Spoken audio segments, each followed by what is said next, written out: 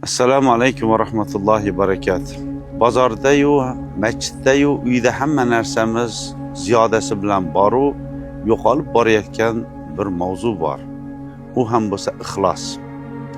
Ixlos degani qilayotgan amalingizni xolis va yolg'iz Alloh uchun qilishlikdir. Unda falonchani maqtab qo'yishligi, falonchani ko'rib qo'yishligi, falonchani oldida atmetga qildirib qo'yishlik emas. Janozaga boryapmiz, Alloh uchun boraylik. U qudati, birga kallegati, mahalladan demasdan. Namozga borganda ham xuddi shunaqa.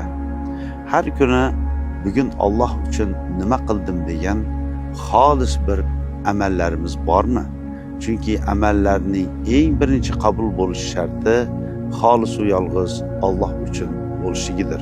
Alloh barchamizni ixlos bilan rizqlantirsin.